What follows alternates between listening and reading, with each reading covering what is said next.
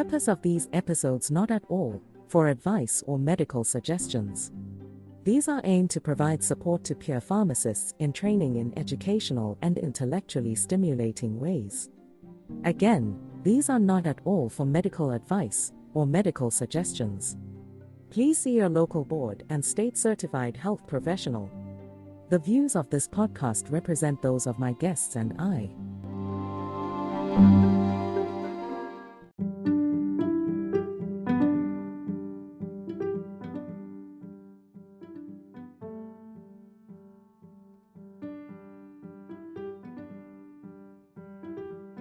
You are very important, especially to us here at the New Chemist podcasting group. You listening in is significant.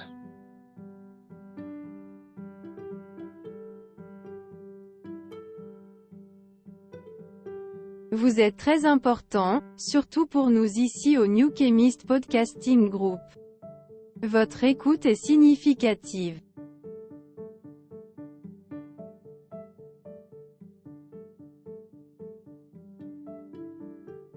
Usted es muy importante, especialmente para nosotros aquí en The New Chemist Podcasting Group. Usted escuchando, es significativo.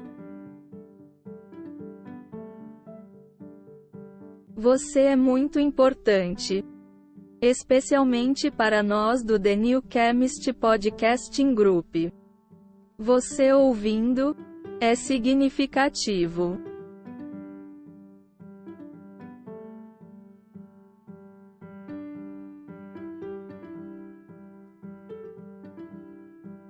Είστε πολύ σημαντικοί, ειδικά για εμάς εδώ στο The New Chemist Podcasting Group.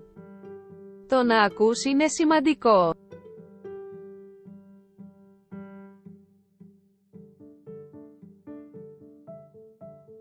Sie sind sehr wichtig, besonders für uns hier bei The New Chemist Podcasting Group. Es ist wichtig, dass du zuhörst.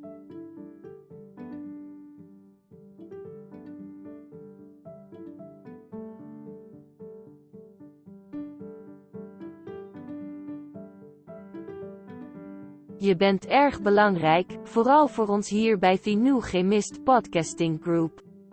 Dat je meeluistert, is veelbetekenend. You are very important, especially to us here at the New Chemist podcasting group. You listening in is significant.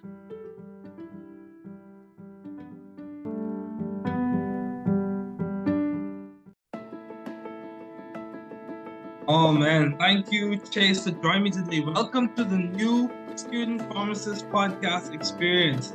It is so good to have you listening in today. On this podcast, we discuss chemistry, pharmacy, as well as leaders in pharmacy. We discuss successful athletes and people who are just exceeding and making an impact in society. We're so glad you're listening. Feel free to download this podcast on wherever you listen, Pandora, Spotify, Google Podcasts, and the like. We are so glad to have you here. My guest today is Chase Griffin. This is amazing. So I'll just read his bio and then we'll get started. Chase Griffin, the quarterback at UCLA, is a nationally recognized leader in the college name, image, likeness, athlete empowerment movement. He is a two-time winner of the National NIL Athlete and of the Year award up by Bloomberg as the Undisputed King of College Endorsement Deals. The Los Angeles Times as UCLA's magnetic marketer and name, image, likeness superstar by ESPN. Chase is a brand ambassador for JPMorgan Chase, American Eagle Outfitters, Degree, Unilever, Postmates, Uber, Shell, LegalZoom, Foot Locker Camps, and the list continues. In addition to being 1-0 as a star in the iconic Rose Bowl Stadium, he is inspired by the rich tradition and legacy of the pioneering UCLA athletes who have come before him and is using his NIL for good. Professionally, Chase is the athlete creator in residence at Range Sports, Range Media Partners. He has his own newsletter, The Athlete's Bureau. He's a student executive in residence at G, and he's a Toigo Foundation Fellow. Chase is a prolific content creator and includes branded entertainment, music production, and social content. In terms of his academic accomplishments, he's earned a BA in Public Affairs, Masters in Education and Transformative Coaching and Leadership, and will soon complete a Master's in Legal Studies at UCLA Law. He's definitely doing a lot. He's a recipient of the National Arthur Ashe Jr. Football Scholar of the Year Award. He has won numerous awards, very accomplished, very articulated. He's doing well. It's so glad to have him on the podcast today. So, Chase, let's get started. I have a question to you. Before I even get into all my questions, how do you manage all of this? How are you? What drives you? That's the first thing I want to know. What is driving you? So I can get a little piece of that and see apply it to my own career. What's driving you? Well, first off, David, thank you for that amazing introduction, and thank you for having me on your show. It's a pleasure to be here today, speaking to whoever's tuning in, whether they be in the medical field or not. As far as how I'm able to stay focused and how I'm able to stay engaged while doing the various activities that I focus on, it comes down to habits. And I grew up in a household where I've always loved sports, I've always loved music, but school was always first. And so by having habits of doing homework immediately when I got home from school, practicing violin, and then going to training, these are all things that I've been doing since I was 4 and 5 years old. And when you get to college, it's really less about being able to continue to do those. It's about not letting your newfound freedoms or not letting distractions take you off path. And so for me, I think I've done a pretty good job of keeping away from distractions. And very good. I've done a good job of finding the joy in everything. That way, even when I'm tired, even in times where I may have a lapse in focus, I'm able to lock back in and treat everything I'm doing, whether it be on the field, off the field, in the classroom, as the best thing that I'm doing that day. And I try to have fun with everything, count it all joy. Oh yeah, that's good. Yeah, count it all joy, like the book of James. That's very good. Yeah, so what have been your long-standing interests in the fields of athletics and academics? So I see your career, but I want to hear what's your interest? What keeps you interested in this academic work? So my undergrad was in public affairs, governance, and policy.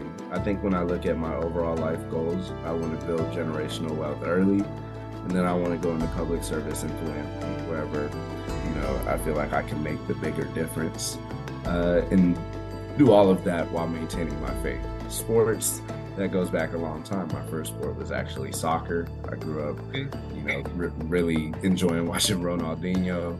Eto play back when they were at Barcelona together. And that was the sport for around 5 or 6 years. And that's really where I learned how to train and how to dominate. But on Sundays, I always loved watching LaDainian Tomlinson score touchdowns. And so I always wanted to play football, but my parents told me that I couldn't until 5th grade. And so once 5th grade hit, that was my first season of quarterback. It was my first season of tackle football. And, it was the match for me. I really fell in love with the position and the sport. And that's how I play. I've also always been interested in basketball. I think outside of watching UCLA film, I probably basketball than I do football, especially in season, because when you're in season, football sort of becomes your job. So you don't want to spend 10, 12 hours a day on something and then go home and watch other people do it. I'd rather watch a Lakers game. That way, when I come back to the facility in the morning, I feel refreshed and ready to lock in and ready to go. I agree with that. Yeah, so it's interesting you said you learned how to train and dominate. What did that entail? Did that entail like your upbringing, or like, of course you spoke about your habits, but you said train and dominate. What did that entail in terms of developing that skill? Well, my father's always expected a lot out of myself and my siblings. I agree. Same here with me. Right. So you understand. And then my mother's a teacher. So when it came to school, there was really no way out of it. It wasn't like I could go to one parent and be like, they're being tough on me. It was like, no, the expectation is if you're not doing your homework, you're doing something wrong. And then even over the summers, I love video games. So before I could play video games, I had to read 50 pages and do my workbook. And that went all the way, you know, through probably early middle school, early high school. And so I just, you know, doing well in school to me is just synonymous to what I do. And so it's something that I take pride in. And I think when you have a priority set like that, it takes care of everything else. You know, my number one priority is always my faith, and then family, and then the business I got to handle, whether it's football, whether it's school, or whether it's NIL, really in that order now. Yeah, that's good. Same with me, dude. Interestingly enough, like for me, I had an upbringing in which my father's a physician, my mom's a professor. So, of course, you know, academics is important. It's very important. But the thing I like about my upbringing is you had the liberty to choose what in that area you would do. The expectation was set. You must do well. So, yeah, that's good. So, how do you maintain the view of the bigger picture in your career and in your life in general? So, when you face challenges or face a struggle, I know you have so much articulations and accomplishments. But I don't know, you may have not, but you may have encountered some challenges or some struggles. How do you maintain view of your overarching goals when you face those types of things? What do you do? For me, perspective is everything. And I think by nature, I'm an even keel person where, you know, I never get too high, never get too low. And I think a lot of that stems from just how I view life in general. Okay. In the grand scheme of things, life is very short. And a lot of the things that we attribute, you know, large amounts of value to don't really matter. Just frankly don't. And a lot of the accomplishments we have are by the grace of God. So I never feel like me accomplishing something or me being good at something is something I'm doing alone, let alone doing it by myself at all. And so, you know, this is something I've had to work at more and more throughout college. You know, I was Gatorade Player of the Year my senior year in Texas, so I'm coming off being, you know, in my opinion, the best player in the best state in the country as far as high school football goes. And then I'm not playing that year. You know, I'm redshirting. And so that's a big shock to any 18-year-old who feels like they just made their best choice to get to the NFL. And if you can't see your dream in that moment, it's easy to get discouraged, and I did. And it's something that a lot of freshmen go through. But for me, it was about taking a step back, realizing what really mattered to me, realizing that there's things that I can control and there's things that I can't control. And as long as I lean into my faith, that it'll all work out, not just exactly how it should be, but even better than I could have planned it. I always tell people I'm not a big planner. I definitely have goals, and I have visions in mind that I think keep me on track as far as realizing the things that I do now will have consequences later, good and bad. But at the same time, I could never tell someone what I'll be doing in 10 years because I think that's hubris to think, you know, a man can have plans, but the Lord actually guides the steps. So as long as I remain trusting in that, I know that I'll have peace however it ends up, and I'll continue giving myself the best shot to reach my goals. Yeah, I completely agree with you. And like, you know, even for me, you know, articulations, pedigree, accomplishments, they all, like you said, they're by God's grace. And you know, like the end game, the target, like if your life was like an art, like the bullseye is to make sure that you give God glory, or you live a life that reflects Him, that you honor the people that you encounter. All of that plays out in your vacation, in your personal life, or whatever the case may be. So, how have you been adaptive and creative in the field of public service? What do you do? Like I even saw, like I did a little bit of Google searching. You know, you basically fill up Google. I typed in your name. Yeah, you're doing so well. So I even saw you had like cards and stuff like that. Like, what do you do that's adaptive and creative in the field of public service? So I grew up serving at the Ramrod Serving Center, which is probably around 15, 20 minutes away from the house I grew up in. And then when I got to college, I wanted to find a way to continue doing that, especially with NIL, with my newfound platform, and just frankly, by earning money, I had an actual opportunity to give. And that's very important. I'm a Christian and I believe in tithing. So I've given a portion of all of my proceeds, and now I've personally donated over 40,000 to the LA Regional Food Bank, and through my platform, I'm honestly proud of the work that we've done to help others and bring more eyeballs to the program. And there's been folks from Bruin community, there's been folks from my community back home in Texas, there's been family members who are going along with me to donate to the cause that I truly believe in. Oh, this is good, man. I think I need to come to California. I know so many people there. I think I need to come and take a visit. So how have you sort of found the right environment for you to thrive athletically and intellectually? What do you do when you're determining which environment you're going to go to? How do you sieve through or sort through? Because I know for people like yourself whom I can see, I can speak from my own personal experiences. Sometimes it's not a matter of having opportunities, it's not an issue of having opportunities, but choosing the one that's the best fit for you. So what does that process look like for you, Jace? It depends on the situation. So when it comes to NIL, I choose my opportunities based off a value system. I try to work with brands that align with me personally, and where the brand deal that they're offering me is economically correct and according to my market price, and something that I build community value and empower others with. When it comes to choosing UCLA, it came down to really two main things. Great school with amazing history, and particularly amongst the Black athletes who have come here and changed the world from this campus. And then, I believe that it gives me the opportunity to play big time enough football to go to the NFL. And I still have one more year of eligibility, and until that dream is gone, I'm going to continue working like that's the goal. Okay, well, I wish you all the best in that. Thank you. Yeah, by God's grace. So, how do you maintain balance or good integration with all your responsibilities and accomplishments? What story or person has impacted you so that you can maintain these things? What story can you share that really speaks to you having a good integration, balance in your work life, in your fun life? I don't know how that looks like. What that looks like for you? Maybe more football. I don't know. Or the accomplishments. What story can you share to tell the audience that really speaks to the pop in that area? Progress in that area.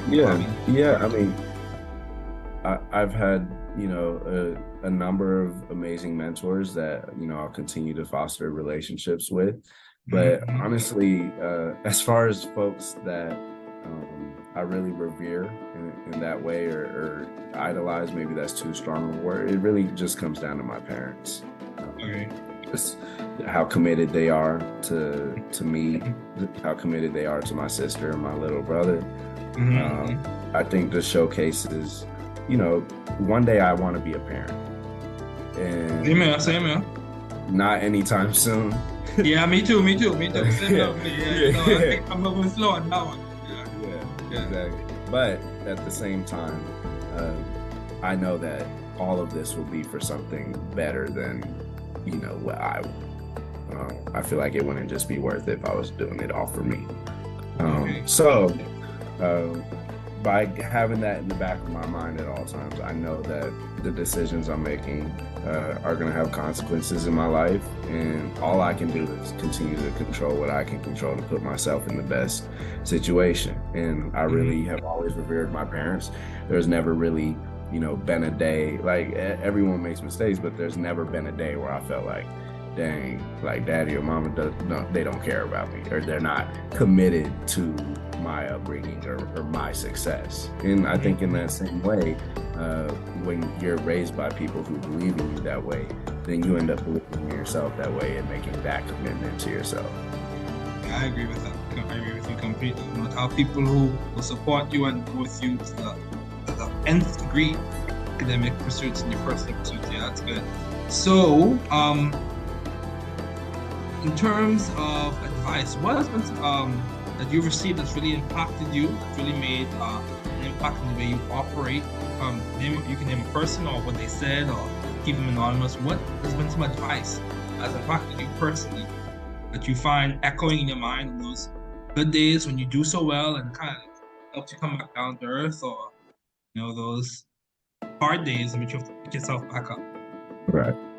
For me, it's really been doing at least a verse a day every single morning. So a Bible verse. And so I wake up every single day, say my prayer, get to the facility, and then review a Bible verse every day. And what that does is it puts me in the right frame of mind and helps remind me what really matters. Like, when I have meetings and I have football and I have an event to go to or an event to speak at, those are all amazing, but sometimes it's hard to find the red thread in all of it. And you said it best earlier, like sometimes, at all times, it's really just about glorifying God and spreading love to others. What we do on a daily basis is just the medium for us to practice that. And you said that earlier, and I really resonated with that. I think by reviewing a verse every single morning puts me in the right wavelength, and it helps remind me that, every single thing I'm doing today is worth it if I'm practicing this advice right here. I agree with you. And one of the things that comes from my faith perspective is that if you believe that God is leading you, you're being led in triumph. No matter how it looks in the moment, the end result is going to be victory, progress. What has been some of the most what advice would you give to those listening? So, like, say if someone sees you and they see all of the things you've done, all the things that you are doing, what advice would you give to someone who either wants to play football in college, pursue an academic career? I know I admire student athletes highly because, to be honest with you, it seems like you all do a lot in terms of managing school well and also managing athletics well. Because, even me, I've not really served as a student athlete in college, but you exercise. And after you finish exercising, you're tired and fatigued, so you normally put that at the end of your day. So what advice would you give to someone who wants to follow in your footsteps or follow in a like manner? What advice would you give them? Well, I'd say look at the things that you really want to do and be the best in the world at them. Okay. And if it's something that you really want to do, you'll be naturally inclined to want to compete and want to do well in that. And then treat every single event like it's the Super Bowl. If it's a conversation with somebody, that's the most important conversation you're having that day.